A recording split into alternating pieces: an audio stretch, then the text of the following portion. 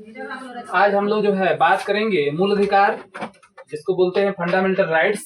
ठीक है, अभी तक मूल अधिकार के हम लोगों ने जो है कुल मिलाकर के 21 वीडियो देख चुके हैं और ये हम लोग का वीडियो नंबर जो है 22 है। और आज 22 वीडियो देखने से पहले सबसे पहले आप लोग इस चैनल को क्या कीजिए कि सब्सक्राइब कीजिए, लाइक कीजिए और कमेंट बॉक्स में आकर के पूरे वीडियो पढ़ने के बाद कमेंट कीजिए। ठीक है, और इसके बाद जो है अब हम लोग बात करेंगे 22 नंबर वीडियो देखने से पहले सबसे पहले आप लोग प्लेलिस्ट में जाइए और 21 नंबर तक वीडियो देख लीजिए। ठीक है, तभी आपको समझ में आएगा। इसका मतलब कि ये हमारा रीड चल रहा है, तो रीड के लिए मैंने भी स्पेशली वीडियो बनाया है। Video number 18, 19, 20, 21। ठीक है, ये 22वां चल रहा है। इतना वीडियो जब देख लीजिएगा तो ये चीजें क्या हो जाएंगी, अच्छे समझ में आएंगे। ठीक है, क्योंकि 20-21 देखिएगा तब ये समझ में आएगा। चलिए अब हम लोग बात करते हैं प्रतिषेध और उत्प्रेषण। इसमें जो है समानता यानी सिमिलरिटी और इसमें अंतर यानी डिफरेंस। तो डिफरेंस बिटवीन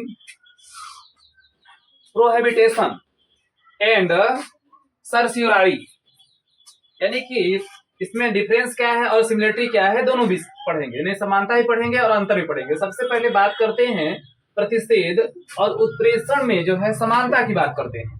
ठीक है, प्रतिषेध और उत्प्रेषण को जो है पढ़ाया जा चुका है पहले।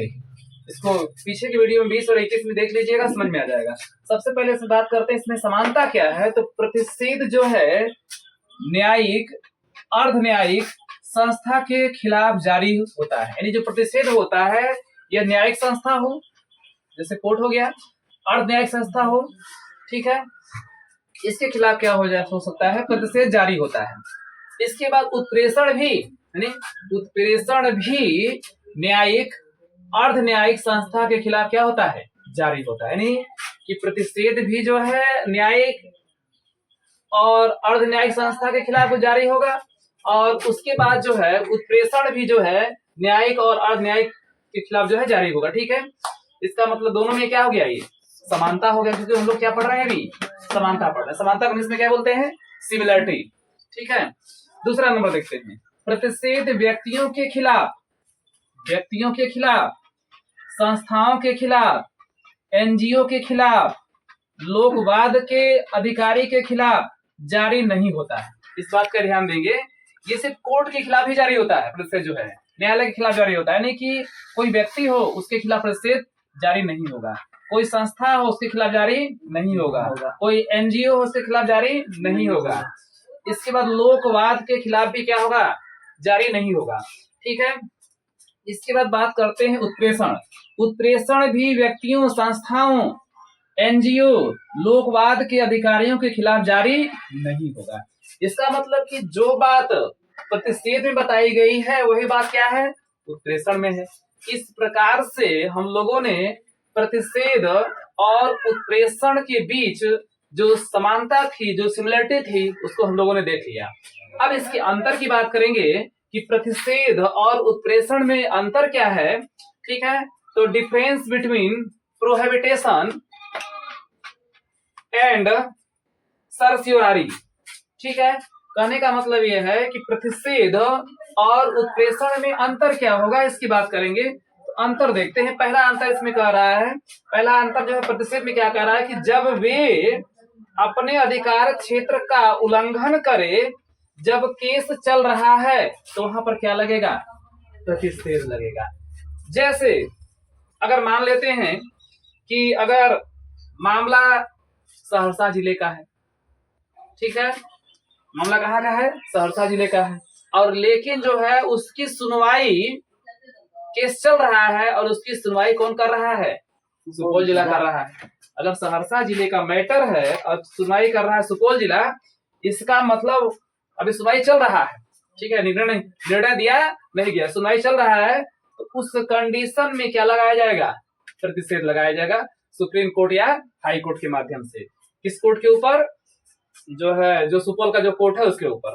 ठीक है, आगे बात करते हैं। ये तो हमारा हो गया, प्रतिषेध हो गया। अब जो है उत्प्रेषण में क्या कह रहा है कि जब वे अपने अधिकार क्षेत्र से बाहर जाकर कार्य करें एवं निर्णय हो चुका हो, यहाँ पर निर्णय नहीं होगा, यहाँ पर जो है प्रतिषेध में निर्णय नहीं होगा, जबकि उत्प्रेषण में न्याय क्षेत्र से बाहर गया और निर्णय दे दिया। जैसे सुपौल का मान लो न्यायालय है, अब सहरसा के मैटर पर निर्णय दे दिया। मान लो किसी को कत्ल किया है कुछ। अब हम लोग जो है बात करेंगे, उत्प्रेषण का बात कर रहे थे, जब वे अपने अधिकार क्षेत्र से बाहर जाकर कार्य करें, निर्णय हो चुका हो, ठीक है। जैसे मैंने भी बताया कि अगर मान लेते हैं कि सुपौल जिले का जो कोर्ट है वो क्या करता है कि सहरसा से संबंधित मैटर है जो कि सहरसा में सुनवाई होना चाहिए, लेकिन सुपौल जिला उसका सुनवाई करके उस पर क्या दे देता है, कार्य कर रहा है और निर्णय हो चुका होता है, निर्णय हो गया है।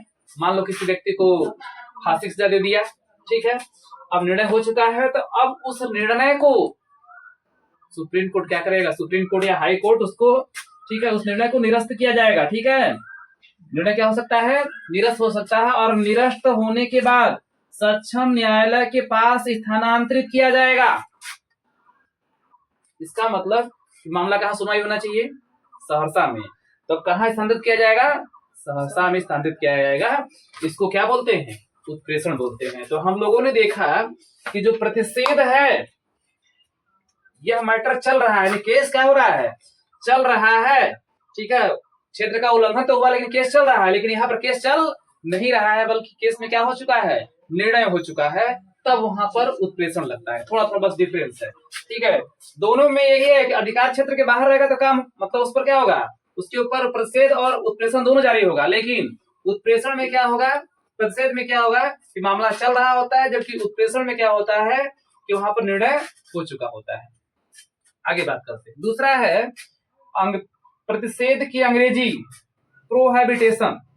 प्रतिषेध को क्या बोलते हैं, प्रोहिबिटेशन बोलते हैं, ठीक है। इंग्लिश स्पेलिंग यहाँ लिखा गया है PROHIBITION। तो प्रतिषेध की अंग्रेजी होती है प्रोहिबिटेशन। अब बात करते हैं उत्प्रेषण। उत्प्रेषण की अंग्रेजी क्या होती है, इसको बोलते हैं सर्सियोरारी, है ना, CERTIORARI, सर्सियोरारी। इस प्रकार से देखिए कि प्रतिषेध की अंग्रेजी जो होती है वो प्रोहिबिटेशन होती है, जबकि उत्प्रेषण की अंग्रेजी सर्सियोरारी होती है, ठीक है। अब जो है 3 नंबर बात करेंगे कि प्रतिषेध का शाब्दिक अर्थ। तो प्रतिषेध का जो शाब्दिक अर्थ होता है वो क्या होता है, रोकना होता है। इसके बाद उत्प्रेषण का शाब्दिक अर्थ क्या होता है, प्रमाणित होना या सूचना देना। उत्प्रेषण का शाब्दिक अर्थ क्या होता है, प्रमाणित होना या सूचना देना, ठीक है। इस प्रकार से डिफरेंस हो गए, दोनों में अंतर हो गए। आगे देखते हैं। अब बात करते हैं जो प्रतिषेध होता है, प्रतिषेध केवल निवारक है, ये क्या करता है, ये सिर्फ निवारक का काम करता है, ठीक है। जबकि जो उत्प्रेषण है, जबकि उत्प्रेषण जो है निवारक भी है और सहायक दोनों होता है, ठीक है। आज के लिए बस इतना ही, थैंक्स।